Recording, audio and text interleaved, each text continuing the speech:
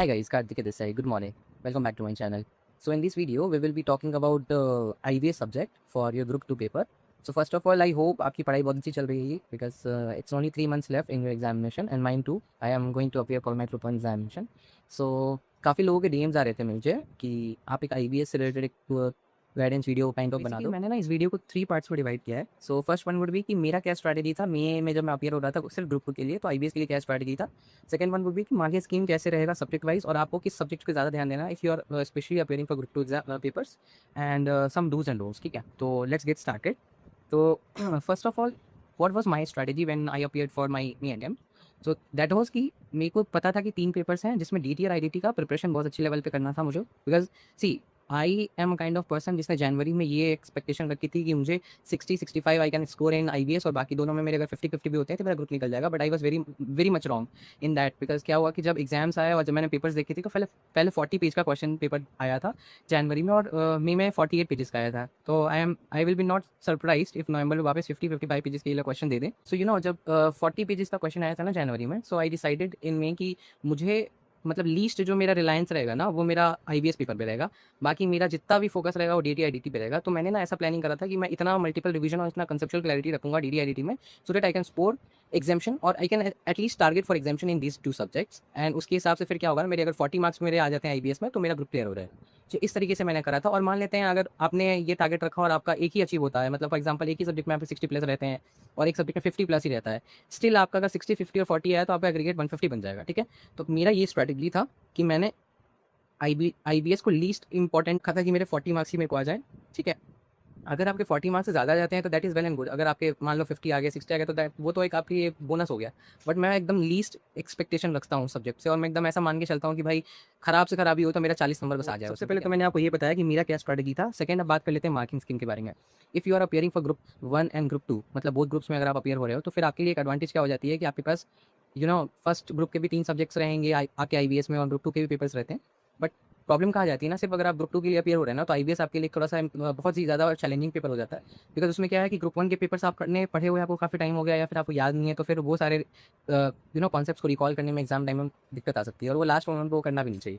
तो I will suggest you कि आप कॉस्टिंग एंड लॉ के लिए, मैं आपको ये नहीं बोलूँगा कि आप किसी भी टीचर का यूट्यूब वीडियो देखो, और मैं इसीलिए नहीं बोलूँगा आपको किसी भी टीचर का यूट्यूब वीडियो अभी लास्ट मोमेंट पे आप देखने जाओ, क्योंकि आपने आज तक कभी भी कॉस्टिंग लॉ को उस तरीके से पढ़ा ही नहीं है एज अ सब्जेक्ट है। जैसे फॉर एग्जाम्पल DT IDT वगैरह क्या है कि हम फुल फ्लेजेड सब्जेक्ट पढ़ रहे हैं, तो उसका रिवीजन वीडियो आप कभी भी देखोगे ना तो आपको बोर नहीं होगा। बट अगर आप लॉ कॉस्टिंग का वीडियो स्टार्ट भी करते हो ना देखना, तो आप एक वीडियो देखोगे, 2 वीडियो देखोगे, फिर आपको मज़ा नहीं आएगा, फिर आप बोलोगे कि यार बेकार है, कि मतलब बोर हो रहा है देख के। उससे अच्छा मैं आपको बताता हूँ कि आपको क्या करना है ना, हर एक चैप्टर का रीडिंग देना है, रीडिंग एटलीस्ट 1 टाइम आपको देना है। ठीक है, और उसमें ही आपको क्या करना है ना, साइड बाय साइड आप मार्किंग करते चलो जो आपको लगता है कि इंपॉर्टेंट है। अभी मैं तो आपको बताऊंगा कि कौन कौन से टॉपिक है जहाँ पे आपको स्पेशल कंसिडरेशन देना चाहिए, लेकिन मैं बोल रहा हूँ जनरल भी कि आपको एक चैप्टर मान लो मैंने लीन सिस्टम उठाया, तो लीन सिस्टम में कौन कौन से टॉपिक मेरे को इंपॉर्टेंट लग रहा है ना, मैं क्या करूँगा ना उसको वहीं पे मार्क कर लूँगा, और जहाँ पे मेरे को स्टिकी नोट्स लगेगा मैं अभी लगा लूँगा। ये नहीं करना है गलती की आप लास्ट मोमेंट में जब एग्जाम से 2 दिन पहले जाने वाले हो एग्जाम देने IBS का, तब आप क्या करने जा रहे हो, आप स्टिकी नोट्स लेके चिपका रहे हो। नहीं, आप अभी से ही क्या करो, आप एक डेली अपना रूटीन बना लो कि हाफ एन आवर 1 घंटे मेरे को रोज का देना है, बट IBS के लिए देना है। और उसके लिए मेरे को क्या करना है ना, कॉस्टिंग एंड लॉ जो सब्जेक्ट है मेरा, तो एक दिन हर अल्टरनेट डे पे कॉस्टिंग और लॉ उठा लेंगे और किसी भी एक चैप्टर का रीडिंग देंगे और उसमें जो जो इंपॉर्टेंट पॉइंट लगता है उसको मार्क कर लेंगे, स्टिकी नोट्स लगा लेंगे। ठीक है, और जब भी चैप्टर एंड होगा ना तो आप समराइज करने की कोशिश करो कि एक एक पेज में आप उसके कॉन्सेप्ट को कैसे समराइज कर सकते हो। कॉन्सेप्ट समराइज करने का मतलब ये नहीं है कि आप सारे कॉन्सेप्ट को एक्सप्लेनेशन में लिखो, बट एटलीस्ट आप ये लिखो कि इस चैप्टर में क्या क्या कॉन्सेप्ट अवेलेबल थे आगे।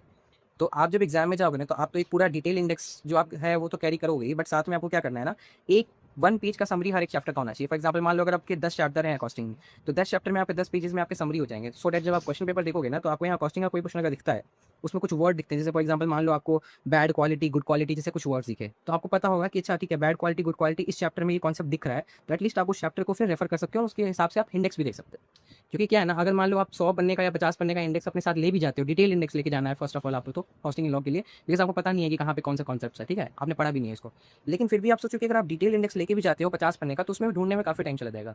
तो उससे अच्छा आपको क्या करना है ना कि हर एक चैप्टर के आपको 5-6 जो भी इंपॉर्टेंट टॉपिक्स है ना उसको एक पेज में समराइज करके रख लेना। सो दैट सिर्फ फर्स्ट एंड ऑल आपको क्या करना है, उसी पेज को आप रेफर करोगे एग्जाम में, आपको मुश्किल से 1 मिनट लगेगा, 1 से 2 मिनट लगेगा, और आपको पता चल जाएगा कि अच्छा ठीक है, इस चैप्टर में ये कॉन्सेप्ट है। और फिर आप उसके हिसाब से फिर इंडेक्स में चले जाओ, पॉइंट ऑन पॉइंट। जो आपका इंडेक्स होता है कि हर एक कॉन्सेप्ट का वो पॉइंट में लिखा होता है कॉन्सेप्ट इंडेक्सेशन में, उससे आप उसको रेफर कर सकते हो। ठीक है, तो कॉस्टिंग एंड लॉ के लिए तो आपको यही करना है कि आपको वीडियो नहीं देखनी है किसी भी टीचर्स की, आपको खुद से रीडिंग करनी है, आधे 1 घंटे करो और आप अपने हिसाब से मार्किंग करते चलो कि हाँ ठीक है ये इंपॉर्टेंट हो सकता है टॉपिक, और उसके हिसाब से आप वहाँ पे स्टिकी नोट्स वगैरह लगा करके आप उसको अभी से प्रिपेयर करके रख लो, ठीक है। उसके बाद मैं ना आपको थोड़ा कॉस्टिंग एंड लॉ में ना जो इंपॉर्टेंट टॉपिक्स है जो मैंने देखे हैं पिछले कुछ अटेम्प्ट्स में, रिपीटली क्वेश्चन इन्हीं कॉन्सेप्ट्स के अराउंड रिवॉल्व हो रहा था, तो उसका मैंने एक बनाया है। जैसे इसमें स्टैंडर्ड कॉस्टिंग हो गया, आपका रिलेवेंट कॉस्टिंग है, ट्रांसफर प्राइसिंग है, बजटिंग हो गया, प्राइसिंग डिसीजन हो गया, ठीक है। फिर आपका परफॉर्मेंस मेजरमेंट हो गया, लर्निंग का हो गया, कॉस्ट ऑफ क्वालिटी में आपका good quality, bad quality, TQM, फिर ओवरऑल इक्विपमेंट इफेक्टिवनेस जो आता है, OEE का कॉन्सेप्ट जो इसमें न्यूमेरिकल्स भी रहते हैं, ठीक है। तो आप उसको एक बार एग्जाम्पल वगैरह देख लो कैसे सॉल्व कर रहे हैं क्वेश्चंस को। फिर आपको cost reduction versus cost control का एक टॉपिक आ जाता है, स्पेशलिस्ट कॉस्ट मैनेजमेंट टेक्निक। तो ये सारे जो टॉपिक्स है ना वो काफ़ी इंपॉर्टेंट है, मतलब आपको सारे ही रीडिंग देने हैं, रीडिंग तो आप सब कुछ दोगे और आपके साथ जो आपको लगता है वो भी आप इंपॉर्टेंट मार्क करोगे, बट ये कॉन्सेप्ट जो है ना आपको थोड़ा स्पेशली इस पर ध्यान देने की जरूरत है। फिर लॉ में अगर आप देखोगे तो directors power and duty, board meetings and general meetings, loan investment and guarantee, FEMA, IBC से भी, फिर आपका ऑपरेशन एंड मिसमैनेजमेंट, ये सारे टॉपिक्स हैं, आपको अच्छे से मार्किंग करना है इसमें, ठीक है। तो ये तो आपका लॉ और कॉस्टिंग का हो गया कि पर डे आप आधे घंटे लो और मार्किंग करते रहो, और जब भी टाइम मिले ना थोड़ा बहुत, मतलब केस स्टडी आपको लिख के सॉल्व नहीं करना है, आपको एटलीस्ट क्या है ना कि अगर केस स्टडी मतलब आप देख रहे हो एक दो, तो आपको आइडिया हो जाएगा ना देख करके कि भाई कहाँ से क्वेश्चन पूछ रहे हैं, किस किस टॉपिक से पूछ रहे हैं, और कितना इन डेप्थली आपको रिसर्च करना पड़ेगा मतलब आंसर्स में ढूंढने के लिए, ठीक है। तो उसके लिए आप कुछ केस स्टडी को खुद से प्रैक्टिस कर सकते हो, और केस स्टडी के लिए आप कुछ यूट्यूब वीडियोज़ को आप रेफर कर सकते हो देखने के लिए कि वो जो भी बंदा सॉल्व कर रहा है वो किस तरीके से मतलब आपका आंसर निकाल के दे रहा है, ठीक है। तो मैं क्या करूँगा ना कि मेरे पास कुछ PDF पड़े हुए हैं, तो मैं उसको अटैच कर दूँगा ऐसे सर, ठीक है। सो दैट जब आप देखोगे मतलब केस स्टडी अगर आपको सॉल्व करना होगा तो आप उसको रेफर कर सकते हो। उसके बाद ना मैं आपको थोड़ा मार्किंग स्कीम थोड़ा एक बार दिखा देता हूँ। एग्जैक्ट मार्क्स तो नहीं है, बट ये ट्रेंड रहा है और ये अप्रोक्सीमेशन रहा है मार्क्स का। तो अगर आप इसमें देखोगे ना तो FR AFM ऑडिट इसमें ज़्यादा वेटेज नहीं है as compare to group 2 subjects. तो IBS में हर अटेम्प्ट में क्या हो रहा है ना, ग्रुप 2 पे ज़्यादा वेटेज ये लोग दे रहे हैं, ठीक है। अगर आप देखोगे IDT का पोर्शन तो ये 16 to 18 मार्क्स कवर कर रहा है। DT का देखोगे तो मोर और लेस 15 to 20 मार्क्स कवर कर रहा है। कॉस्टिंग हमेशा 20 मार्क्स के अराउंड आया है अटेम्प्ट, लास्ट अटेम्प्ट में तो 22 से 24 मार्क्स का पेपर था। फिर लॉ के भी 10-12 नंबर के आ जाते हैं। 60-65 मार्क्स का जो है कवर कर रहा है आपका ग्रुप 2 अलोन, ठीक है। और ये मैंने एकदम लोअर साइड पे बोला है, इतने मार्क्स के पेपर आपके एक्सपेक्ट रहेंगे ग्रुप 2 से। तो अगर आप सिर्फ ग्रुप 2 का प्रिपरेशन कर रहे हो ना तो आपको इन पे तो अच्छे से आपका कंसेप्चुअल क्लैरिटी होना ही चाहिए। प्लस ये अगर आप रीडिंग वगैरह करते रहते हो ना तो आपको क्या रहेगा कि पता रहेगा कि कौन सा कॉन्सेप्ट कहाँ से आ रहा है, तो आप अटेम्प्ट कर सकते हो, ठीक है। फिर मैं बोलूँगा AFM के लिए आपको क्या करना है। जैसे मैं मई में जब अटेम्प्ट कर रहा था तो AFM FR मेरे दिमाग में ही नहीं था। मैं तो ऐसे एग्जाम में गया था कि मान लेते हैं कोई क्वेश्चन अगर मान लो इंडिया 37 से आ जाता है, फॉर एग्जाम्पल कंटीजेंट लाइबिलिटी वगैरह से आ जाता है, तो मैं ट्राई भी कर सकता हूँ सॉल्व करने का। बट मान लो अगर क्वेश्चन मेरे को इंडियस 109, 115, 116 से अगर क्वेश्चन मेरे को पूछता है FR के एग्जाम में, IBS के एग्जाम में FR का क्वेश्चन, तो मैं अटेम्प्ट ही नहीं करता। तो मैं एकदम पहले से माइंड मेकअप करके गया था कि सबसे पहले मेरे को DT IDT लॉ और कॉस्टिंग के पेपर्स को अटेम्प्ट करना है, और लास्ट में FR AFM का अगर कुछ देखेंगे, अगर होने वाला हो तो करेंगे। तो फॉर एग्जाम्पल AFM एक मनी मार्केट का कॉन्सेप्ट जो आता है आपका, उससे रिलेटेड क्वेश्चन आ गया था। तो मेरे को ये बस पता था कि ठीक है ये मनी मार्केट का कॉन्सेप्ट कहाँ है, तो मैंने सिर्फ बुक्स को खोला और वो एक सिमिलर ही क्वेश्चन खोला, और फिर मैंने क्या करा ना सिर्फ वैल्यूज़ को पुट कर दी और उसके हिसाब से मैंने आंसर किया था, ठीक है। तो ये सारी चीज़ें आपकी हो गई। मार्किंग स्कीम वाइज भी आपको मैंने बता दिया। तो उसके बाद आप देखोगे ना तो सबसे ज़्यादा कॉस्टिंग आपका हाईएस्ट कंट्रीब्यूटर रहा है, ठीक है। फिर DT आपका सेकंड हाईएस्ट रहा है, और IDT भी आपका मोर और लेस 18 मार्क्स के आसपास आ ही जाता है। तो इस पे आपको ज़्यादा फोकस करना है, ठीक है। और ग्रुप 2 वैसे भी अगर आप दे रहे हो तो आपके पास कोई ऑप्शन नहीं है। अगर आप FR या FM में उतना टाइम लगाओगे उससे अच्छा है मैं बोलूँगा कि आप कॉस्टिंग लॉ को उतना ध्यान दे लो, क्योंकि अगर आपने पहले से पढ़ा हुआ है ग्रुप 1 तो थोड़ा बहुत ऐसा हो सकता है कि कोई कॉन्सेप्ट अगर आ जाए एग्जाम में IBS में, छोटे मोटे टॉपिक से आ जाए, छोटे वाले इंडिया से आ जाए, तो आप हो सकता है उसको अटेम्प्ट नहीं कर पाओगे। बट कॉस्टिंग लॉ वगैरह बिना देखे चले जाओगे तो मतलब बहुत रिस्की हो जाएगा आपके लिए, ठीक है। वो गैम्बलिंग वाला सिचुएशन हो जाएगा। फिर एक चीज़ मैं आपको क्या बताना चाहता हूँ ना, सब लोग आपको ये बोलेंगे ना कि आपको क्या करना है, आप जब भी एग्जाम में जाते हो तो आपको क्या करना है, सारे बुक्स पे आपको मार्क करके रखना है कि हाँ ये मॉड्यूल 1 है, मॉड्यूल 2 है। मैं बोलूँगा आपको एक स्टेप और आगे जाना है। जैसे मान लो मेरे पास FR का बुक है तो 5 बुक है, और मैंने 1 2 3 4 5 मॉड्यूल मार्क कर भी लिया तो क्या फ़ायदा होगा। उससे अच्छा मैं ये कर सकता हूँ ना कि जैसे मान लो मॉड्यूल 1 में 4 चैप्टर है मेरे गिवन, इंडेक्स 115 है, 116 है, 109 है, 103 है, फॉर एग्जाम्पल ये है। तो मैं क्या करूँगा ना उसी बुक पे यहाँ पे लिख दूंगा कि भाई ये मेरा 103 110 ऐसे करके है बुक पे, सो डैट मैं मॉड्यूल 1 मॉड्यूल 2 देखूँ। उससे अच्छा मेरे को ये पता है कि इस पूरे मॉड्यूल में कौन कौन से चैप्टर कवर है, तो उससे आपका काफ़ी टाइम सेव हो सकता है। जैसे आपको अगर DT का बुक है तो आपने वहाँ लिख लिया कि बेसिक चैप्टर है, PGBP कैपिटल गेन इस वाले में कवर हो रहा है। फिर आप बुक नंबर 2 देखोगे यहाँ ट्रस्ट चैप्टर कवर हो रहा है, तो ये आप ऐसे आपने मार्क कर लिया तो आपको क्या होना, आपको मॉड्यूल 1 मॉड्यूल 2 से उतना कुछ समझ नहीं आएगा। बट अगर आप ऐसे करके जाते हो तो आपको काफ़ी फायदा मिलेगा, आप फटाफट आप पता चल जाएगा कि अच्छा इस बुक में कौन सा कॉन्सेप्ट है, ठीक है। तो ये 2 चीज़ हो गई। उसके बाद मैं आपको लास्ट बताना चाहूँगा कि क्या क्या चीज़ें आपको अवॉइड करनी है और क्या क्या चीज़ें करनी है। तो सबसे पहली बात की बहुत बड़ी गलती करते हैं, वो मैंने भी किया था, और मुझे मतलब मेरे को ऐसा लगता है कि बहुत लोग ऐसा करते हैं कि कोई कॉन्सेप्ट उनको आता है, फॉर एग्जाम्पल कोई DT का क्वेश्चन है, IDT का क्वेश्चन है, आपको पता है कि आपको आंसर लिखना आता है, आपको पता है कि प्लेस ऑफ सप्लाई का क्वेश्चन है, स्टिल क्या है ना कि आपके पास बुक्स हैं, तो आपको एक फोमो क्रिएट हो जाता है कि भाई एक बार देख ही लेते हैं, कहीं गलत तो नहीं जा रहे। बट आप ये समझ के देखो ना कि अगर आप DT का पेपर या फिर IDT का पेपर दे रहे होते तो उस समय आपके पास इतना टाइम तो नहीं होता। अगर आपको पता है कि ठीक है ये सेक्शन नंबर 12 से क्वेश्चन है या सेक्शन नंबर 13 से क्वेश्चन है, तो आप सीधा उसको अटेम्प्ट करोगे ना। अगर आपको पता है कि प्लेस ऑफ सप्लाई का क्वेश्चन है, कौन सा उस प्रोविजन लग रहा है, तो आप सीधा आंसर करो। You don't have to cross verify कि ठीक है एक बार वापस देख ही लेते हैं।